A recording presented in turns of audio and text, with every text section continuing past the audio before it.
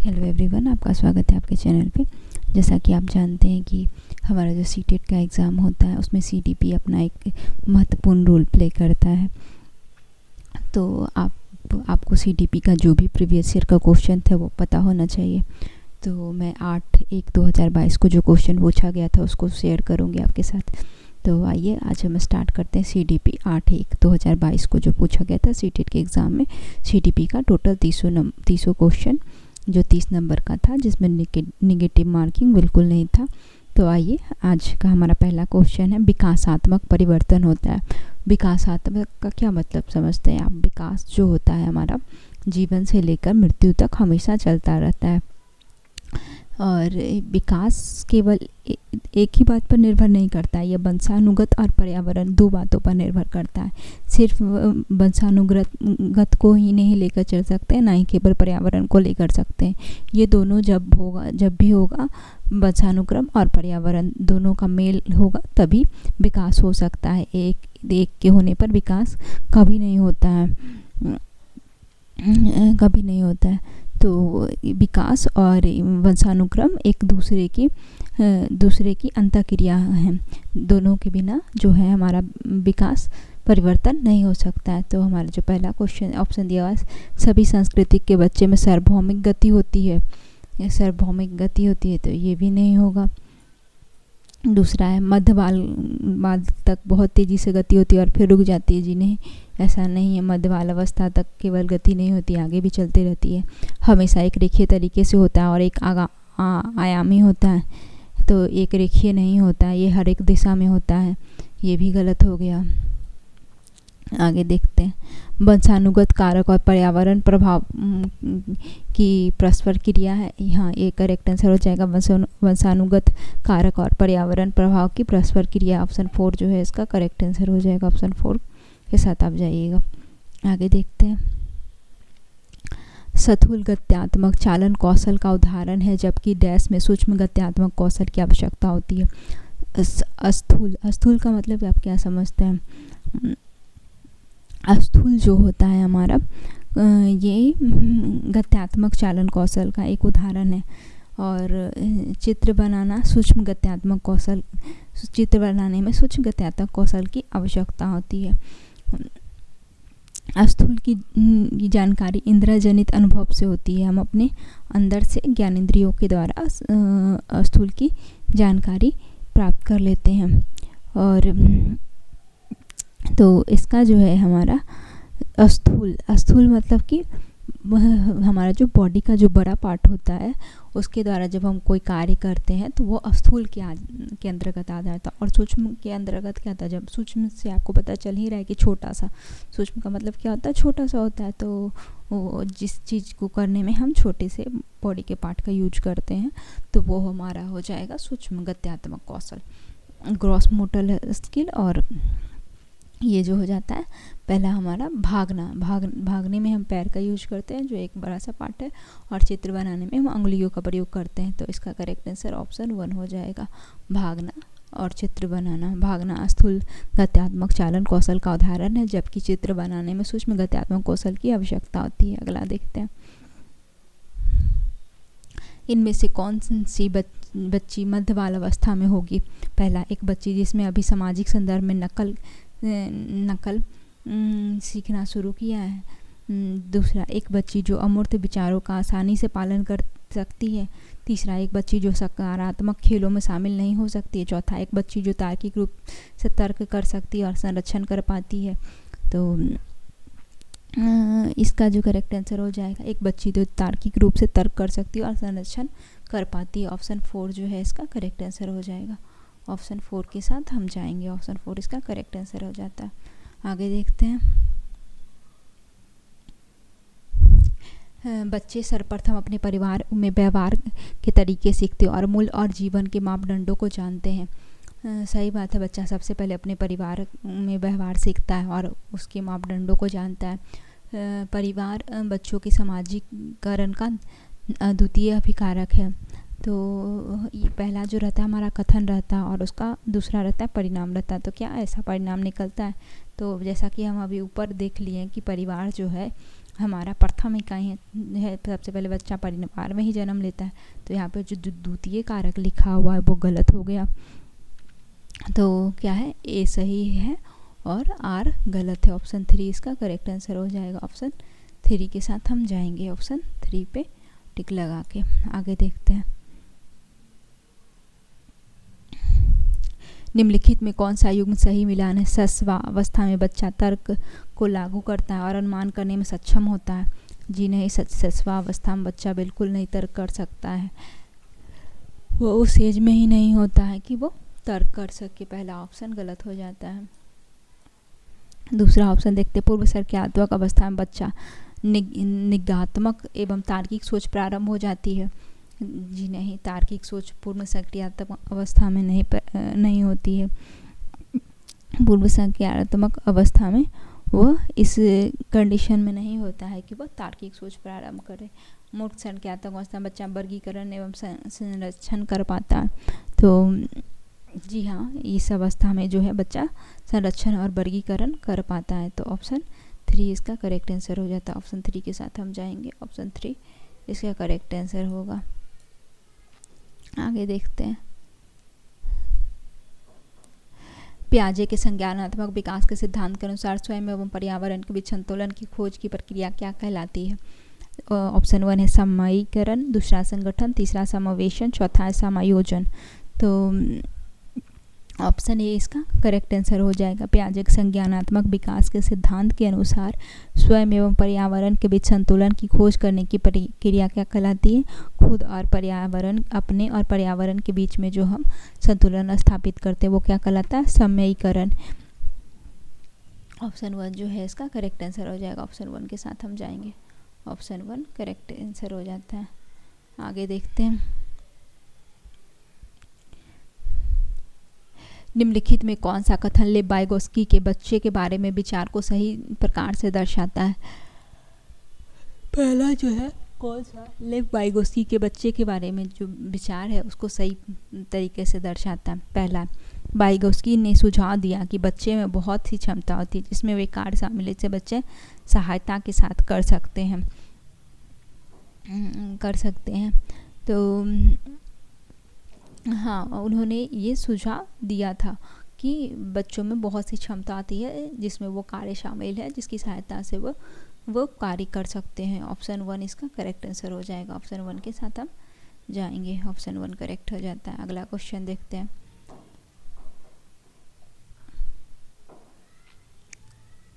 एक शिक्षिका किस संरचना का इस्तेमाल करती है जब वह एक बच्ची की जिज्ञासा पहेली बनाने में मदद करती है? इशारे एवं संकेत से। पहला स्वतंत्र खोज, दूसरा पाठ, तीसरा उद्दीपन, चौथा अनुसरण। तो शिक्षिका संरचना का इस्तेमाल करती है जब एक बच्ची जिज्ञासा पहेली बनाने में मदद करती है इशारे एवं संकेत से। बच्चे को जब सीखने में दिक्कत होता है तो उसको हम इशारा और संकेत से बताते हैं कि तुम ऐसे करो। तो ये जो होता है हमारा एस्केप फोल्डिंग होता है, एस्केप फोल्डिंग आता है। तो ये स्केप फोल्डिंग आता है, तो ये जो पार होता है उसको स्केप फोल्डिंग कहते हैं। तो ऑप्शन 2 हो जाएगा इसका करेक्ट आंसर। पार के साथ हम जाएंगे, ऑप्शन 2 करेक्ट आंसर हो जाएगा। अगला क्वेश्चन देखते हैं, एक बाल केंद्रित तथा व्यक्तिवादी होती है और एक कठोर संरचित पाठ्यक्रम का अनुसरण करती है। कारण बच्चा सबसे अच्छा तब सीखता है जब शिक्षक तानाशाही और नियंत्रक होता है। एक बाल केंद्रित कक्षा व्यक्तिवादी होता है और एक कठोर संरचित पाठ्यक्रम का अनुसरण कराती है।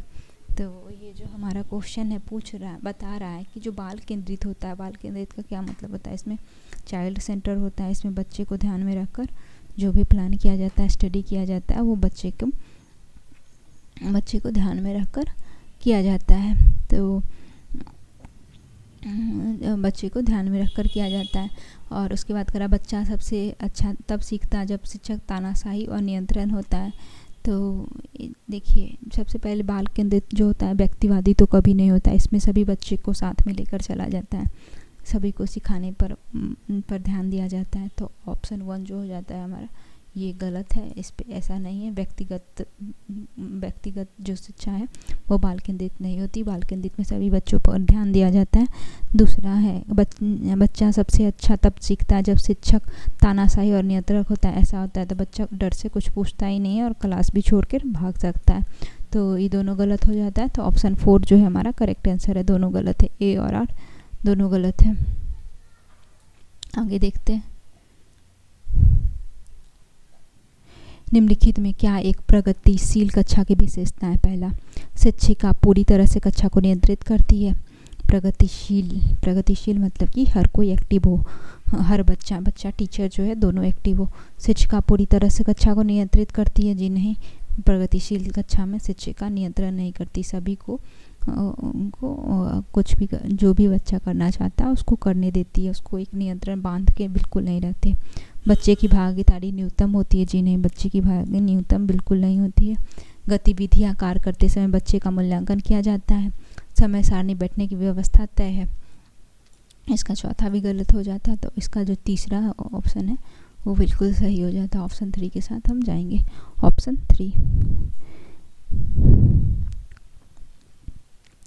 आगे है हमारा अगला क्वेश्चन, देखते हैं।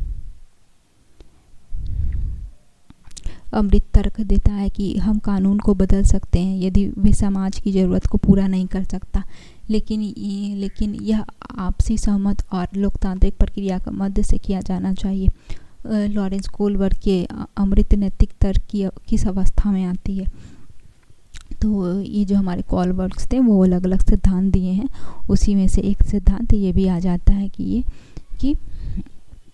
ये कौन सा सिद्धांत है? तो बताइए इसमें कौन सा सिद्धांत है? सामाजिक व्यवस्था विन्यास, दूसरा है सामाजिक अनुबंधन विन्यास, तीसरा है सार्वभौमिक नैतिक सिद्धांत विन्यास, चौथा है अच्छा लड़का अच्छी लड़की विन्यास। तो इसका करेक्ट आंसर हो जाएगा सामाजिक अनुबंधन विन्यास, ऑप्शन 2 इसका करेक्ट आंसर हो जाएगा। ऑप्शन 2 के साथ हम जाएंगे, आगे देखते हैं। हावर्ड गार्डनर के सिद्धांत में डैश बुद्धि के व्यक्तियों में अपनी पहचान, मानव अस्तित्व और जीवन के अर्थ के बारे में संवेदनशीलता होती है। पहला प्रकृतिवाद, दूसरा भाषाई, तीसरा अंतर व्यक्तित्व, चौथा अंतर व्यक्तित्व। तो ये जो है हमारा बुद्धि के व्यक्तियों पहचान और मानव अस्तित्व में अंतर होती है। तो मानव अस्तित्व और जीवन के अर्थ के बारे में संवेदनशील होता है, अपनी निजी भावना, अभिप्रेरणा तथा इच्छा की अभिज्ञाता होता है। इसके अंतर्गत व्यक्ति को अपनी शक्ति तथा कमजोरी का ज्ञान और उस ज्ञान का दूसरे व्यक्तियों के साथ सामाजिक अंतःक्रिया में उपयोग करने का ऐसा कौशल सम्मिलित है जिसमें वह अन्य व्यक्तियों से प्रभावी संबंध स्थापित कर सकता है। तो व्यक्ति अपने साथ साथ दूसरे को अपने बात को दूसरे तक पहुंचा सकता है और दूसरे की बात को समझ भी सकता है। तो ये जो हो जाता है इसका करेक्ट आंसर ऑप्शन नंबर 4 हो जाएगा। ऑप्शन 4 इसका करेक्ट आंसर हो जाएगा। ऑप्शन 4 के साथ हम जाएंगे, आगे देखते हैं। गिफ्ट के तौर पर कार मिलने पर एक 5 साल की बच्ची बोली, यह मेरे लिए नहीं है, लड़कियां कार से नहीं खेलती। यह वाकई क्या दर्शाता है? तो जैसा कि आप जानते हैं कि हमारे सोसाइटी जो है लड़के और लड़कियों के लिए पहले से रूल बना देती है कि लड़का ये कार्य करेगा और लड़की ये कार्य करेगी। तो उसको भी पहले से पता है, उसको भी सोसाइटी ये बता दी है कि तो लड़की हो गुड़िया से खेलोगी, तुम कार से नहीं खेल सकती हो। तो ये जनरल रूढ़िवादिता का एक उदाहरण है, जनरल रूढ़िवादिता। ऑप्शन नंबर 3 इसका करेक्ट आंसर हो जाएगा। ऑप्शन 3 के साथ जाएंगे, ऑप्शन 3।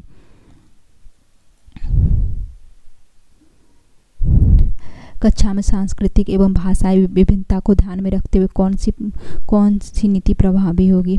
जो हमारे क्लास में अलग अलग टाइप के बच्चे रहते हैं, कोई तमिल से, कोई केरला से, कोई बंगाल से, कोई असम से, कोई गुजरात से। तो संस्कृति विभिन्नता देखी जाती है, जो अलग अलग भाषाओं का वो प्रयोग करते हैं। पहला ऑप्शन है मानवकृत एवं कठोर पाठचर्या का पालन करना, दूसरा है प्रत्यक्ष निर्देशन के तर्कों का उपयोग, तीसरा है कक्षा में प्रतिस्पर्धा की भावना को बढ़ावा देना, चौथा विभिन्नता को अभाव के रूप में देखना।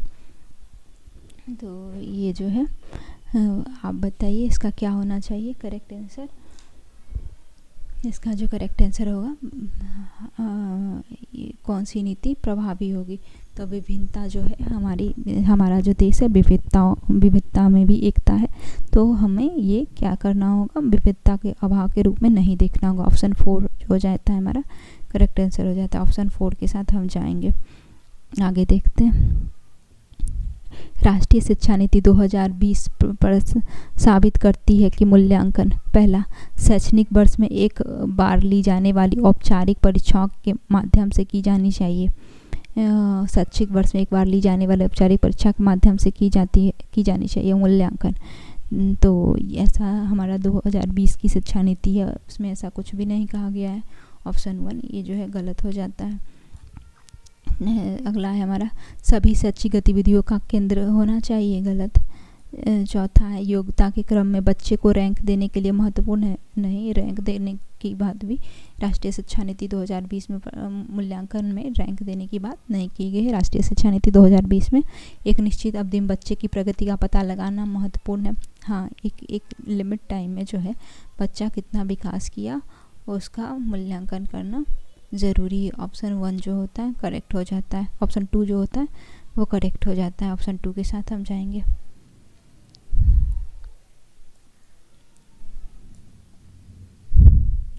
अगला क्वेश्चन है हमारा समावेशी शिक्षा के लिए क्या आवश्यक है। पहला, व्यक्ति में क्षमता आधारित कठोर सम्मोहन। दूसरा है व्यक्तिगत मतभेद का ध्यान और सम्मान। तीसरा है विशेष विद्यार्थियों के लिए केवल व्यावसायिक शिक्षा। चौथा, विद्यार्थी केवल दिव्यांगता है और उनके बारे में रूढ़िवाद बनाना। समावेशी शिक्षा जो होता है जिसमें समान आवश्यकता वाले बालक और विशेष आवश्यकता वाले बालक दोनों मिलकर रहते हैं, वहाँ पे दोनों के लिए शिक्षा दी जाती है। तो क्या आवश्यक है, विद्यार्थियों में क्षमता आधारित कठोर सम्मोहन। जी नहीं, क्षमता आधारित कठोर सम्मोहन तो बिल्कुल नहीं रखेंगे। व्यक्तिगत मतभेद का ध्यान और सम्मान, व्यक्तिगत मतभेद और सम्मान पर ध्यान। विशेष विद्यार्थियों के लिए केवल व्यावसायिक शिक्षा।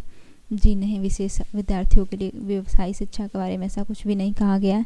वे विद्यार्थी जिन्हें दिव्यांगता है उनके बारे में रूढ़िवादी बनाना, ऐसा भी नहीं कहा गया है। व्यक्तिगत मतभेद का ध्यान और सम्मान, ऑप्शन 2 जो हो जाता है करेक्ट आंसर हो जाता है। ऑप्शन 2 के साथ हम जाएंगे। ऑप्शन 2 हमारा करेक्ट आंसर है। ऑप्शन 2 के साथ हम जाएंगे। ऑप्शन 2 आगे देखते हैं। निम्नलिखित में कौन सा व्यवहार उन पाठन वैकल्प की पहचान है। पहला, बी को डी के रूप में लिखना। ये वैकल्प जो है वो हो जाता है आपका डिसलेक्सिया। ये जो है हमारा वैकल्प जो होता है हमारा डिसलेक्सिया हो जाता है। इसमें 21 को अगर बच्चा को 21 लिख दिया, बच्चा जो है 21 को 12 लिख देता है, वो समझ ही नहीं पाता, भाषा के अंतर को वो समझ नहीं पाता है। तो ऑप्शन 1 जो है इसका करेक्ट आंसर हो जाए। बी को डी के रूप में लिखना, 21 को 12 के रूप में लिखना, ये उसके लिए उसको दिक्कत होता है। ये सब जिसको पठन वैकल्य है यानी डिसलेक्सिया है जिसको। आगे देखते हैं। वे विद्यार्थी जिन्हें स्वलीनता है उनकी पहचान उनके सामने आने वाली किस क्षेत्र की चुनौती से की जा सकती है। पहला, अभिव्यंजक और ग्रहणशील संचार में चुनौती। दूसरा, एक निश्चित दिनचर्या का पालन करने में चुनौती। तीसरा, सूचना को याद रखने में चुनौती। चौथा, स्थूल गत्यात्मक कौशल में चुनौती। वह विद्यार्थी जो स्वलीनता है, स्वलीनता से आप क्या समझते हैं, जो अपने दूसरे को बात को समझ नहीं पाता, ना ही अपने बात को दूसरे के सामने समझा पाता है। तो वो जो इस टाइप का जो रोग होता है उसको स्वलीनता के नाम से जाना जाता है। तो इसका करेक्ट आंसर हो जाएगा ऑप्शन ए, अभिव्यंजन और ग्रहणशील संचार में चुनौती। उनको जो होता है अपनी बात को व्यक्त करने में दिक्कत होता है और दूसरे की बात को ग्रहण करने में चुनौती का सामना करना पड़ता है। ऑप्शन 1 के साथ हम जाएंगे। अगला क्वेश्चन है हमारा, वो विद्यार्थी जिन्हें दिव्यांगता है उनके सफल समावेशन के लिए क्या आवश्यक है। जो दिव्यांग हैं उनके लिए समावेशन के लिए क्या आवश्यक है। पहला, सुलभ अवसर संरचना या इमारतें। दूसरा, विद्यार्थियों का अलगाव। तीसरा, शिक्षकों का पक्षतापूर्ण रवैया। चौथा, साथियों के बीच सहानुभूति और दया। तो ये जो है हमारा इस टाइप के जो बच्चे हैं वे उसको क्या चाहिए, सुलभ अवसंरचना और इमारत। उनको जो है कि उनको जो भी उनके लिए ज़रूरी है वो मिले और इमारत, रहने के लिए इमारत मिले। तो इसका करेक्ट आंसर हो जाएगा सुलभ अवसंरचना और इमारतें। ऑप्शन 1 के साथ हम जाएंगे। अगला क्वेश्चन देखते हैं। निम्नलिखित में कौन सा अभ्यास विविध अधिगम प्राथमिकता वाले विद्यार्थियों को शामिल करने में सहायक रहेगा? विविध अधिगम प्राथमिकता वाले विविध अधिगम वाले विद्यार्थी मतलब कि जो अलग अलग टाइप के बच्चे होते हैं, समान विशेष आवश्यकता वाले बालक, दृष्टिहीन बालक, जिसको देखने में प्रॉब्लम है, सुनने में प्रॉब्लम है, उस टाइप के जो विद्यार्थी है उसके लिए क्या सहायक रहेगा? ऑप्शन 1 है कार्य की प्रासंगिकता, मूल और प्रामाणिकता को कम करना। दूसरा है आसपास के खतरों और विकरणों को कम करना। तीसरा उपकरणों और सहायक तकनीकों तक पहुंचकर कम करना। चौथा है विद्यार्थियों की व्यक्तिगत पसंद और स्वायत्तता को प्रतिबंधित करना। तो इसका जो कार्य है ऑप्शन बी हो जाएगा। ऑप्शन बी हो जाएगा। आसपास के खतरों और विकरणों को कम करना ऑप्शन 2 के साथ हो जाएगा। ऑप्शन 2 के साथ हम जाएंगे। ऑप्शन 2 हमारा करेक्ट आंसर है। अगला देखते हैं। किस सिद्धांत पर आधारित कक्षा में विद्यार्थी स्वयं पहल करके चर्चा में सक्रिय भागीदारी करके सीखता है? तो वो किस टाइप का क्लास होता है जहाँ बच्चा खुद एक्टिव रहता है और सीखता है? तो पहला ऑप्शन है व्यवहारवादी, दूसरा अनुकरण करके सीखना, तीसरा सामाजिक संरचनावादी, चौथा प्रतिपादक शिक्षण। तो इसका जो क्वेश्चन है ऑप्शन सी हो जाएगा, सामाजिक संरचनावादी। ऑप्शन 3 के साथ जाएगा। सामाजिक संरचनावादी जो है इस कक्षा में जो बच्चा है वो स्वयं पहल करके सीखता है और भागीदारी करके सीखता है। ऑप्शन 3 के साथ हम जाएंगे। ऑप्शन 3 इसका करेक्ट आंसर हो जाएगा। आगे देखते हैं। सार्थक अधिगम पहला है मुख्य रूप से ज्ञान को ज्यों का त्यों उत्पन्न करना। दूसरा है तब होता है जब विषय वस्तु को गैर संदर्भित किया जाए। तीसरा तब होता है जब सक्रिय रूप से विद्यार्थियों के अधिगम को नियंत्रित करें।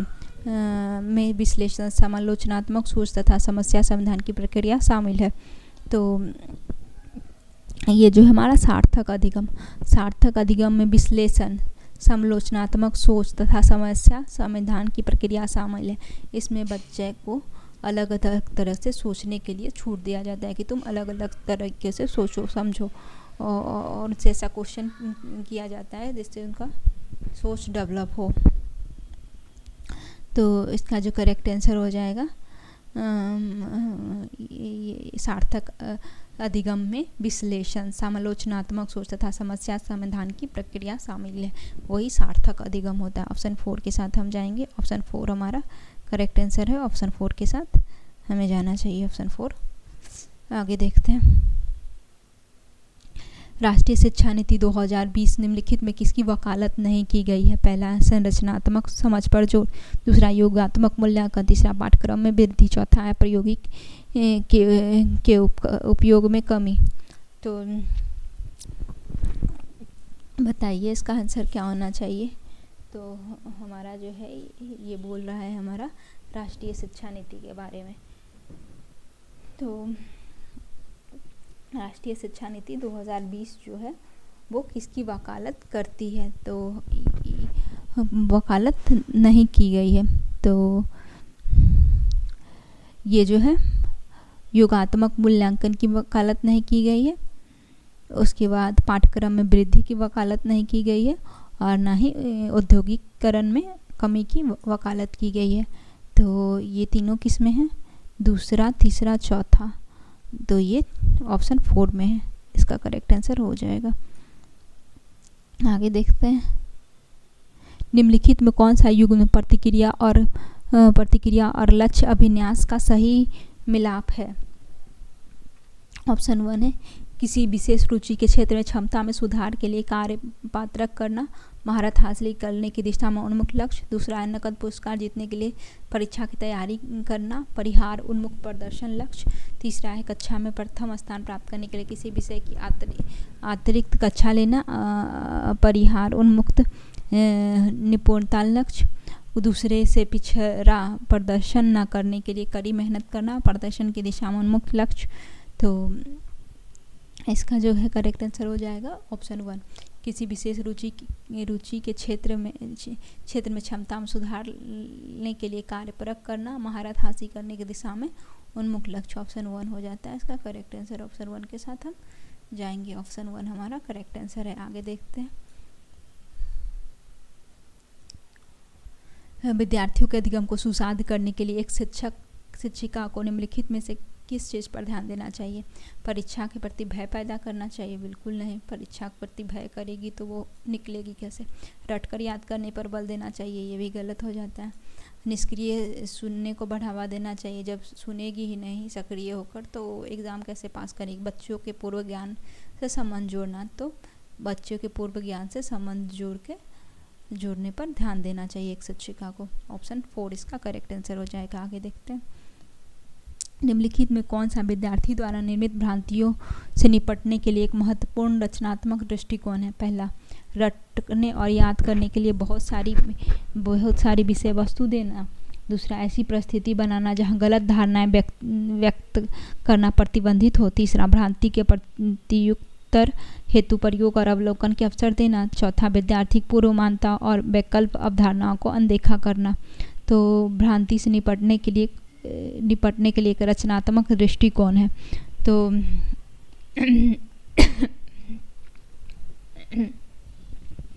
भ्रांति के प्रत्युत्तर हेतु अवलोकन के अवसर देना। अगर ऐसा हुआ, भ्रांति क्या है? जब हम कोई बात बताते हैं और बच्चा अच्छे से नहीं समझ पाता है तो वो गलत बात को अपने दिमाग में सोच लेता है कि ऐसे होगा, तो वो भ्रांति हो जाता है। ऑप्शन 3 हो जाएगा इसका करेक्ट आंसर। ऑप्शन 3 के साथ हम जाएंगे। ऑप्शन 3 करेक्ट आंसर हो जाएगा। आगे देखते हैं। निम्नलिखित में से क्या विद्यार्थी के बीच किसी कार्य की संरचनात्मक समझ को सुसाध करने के लिए सहायक है? ऑप्शन 1 है प्रतियोगिता, दूसरा चर्चा और संवाद, तीसरा है वेधन और अभ्यास, चौथा है दंड। 27 का क्या हो जाएगा? तो ऑप्शन 2 इसका करेक्ट आंसर, चर्चा और संवाद। ऑप्शन 2 के साथ हम जाएंगे। ऑप्शन 2 हमारा करेक्ट आंसर हो जाता है। आगे देखते हैं। प्रभावी अधिगम हेतु एक शिक्षिका को विद्यार्थी में डैश को सक्रिय करना चाहिए। ऑप्शन 1 क्षमता को अस्थायी बनाने की धारणा, दूसरा क्षमता के वृद्धिशील होने की धारणा, तीसरा प्रतिस्पर्धा की भावना, चौथा हीनता की भावना। तो सक्रिय बनाने के लिए उसको क्या करना चाहिए? हीनता की भावना तो बिल्कुल नहीं होगा। ऑप्शन 4 गलत। प्रतिस्पर्धा की भावना बिल्कुल नहीं। क्षमता के वृद्धिशील होने की भावना, ये हो सकता है, ये होगा। ऑप्शन 2 इसका करेक्ट आंसर हो जाएगा। ऑप्शन 2 के साथ हम जाएंगे। अगला देखते हैं। निम्नलिखित में कौन सा बाह्य अभिप्रेरणा का उदाहरण नहीं है? बाह्य अभिप्रेरणा का उदाहरण नहीं है। ऑप्शन 1 हो जाता है दंड से बचने के लिए गृह कार्य, दूसरा है ज्ञान प्राप्त करने के लिए वाद विवाद समूह में शामिल होना, तीसरा है प्रतियोगिता जीतने के लिए शतरंज सीखना, चौथा है साथियों को प्रभावित करने के लिए नृत्य में भाग लेना। तो इसका करेक्ट आंसर होता है ज्ञान प्राप्त करने के लिए वाद विवाद समूह में शामिल होना। ऑप्शन 2 इसका करेक्ट आंसर हो जाता है। ऑप्शन 2 के साथ हम जाएंगे। ऑप्शन 2 करेक्ट आंसर हो जाता है। ऑप्शन 2 के साथ जाएंगे। आगे देखते हैं। डैश के इस्तेमाल से विद्यार्थियों को उपलब्धि में डैश होने की संभावना है। ऑप्शन 1 प्रासंगिक पाठ्यक्रम कमी, शिक्षार्थी केंद्रित शिक्षा शास्त्र कमी, सामाजिक सहयोग वृद्धि, सामाजिक बहिष्कार सुधार। तो इसका करेक्ट आंसर क्या हो जाएगा? ऑप्शन सी सामाजिक सहयोग के इस्तेमाल से विद्यार्थी की उपलब्धि में वृद्धि होने की संभावना है। जब सामाजिक सहयोग होता है तो विद्यार्थी की उपलब्धि में क्या होती है? वृद्धि होती है। तो मैंने 8/1/2022 को जो भी पूछा था CDP में, मैं टोटल आपको बता चुकी हूँ। आगे भी जो पूछा गया मैं उसको बताने वाली हूँ, तो इसके लिए आप हमारे साथ बने रहें। Thank you so much.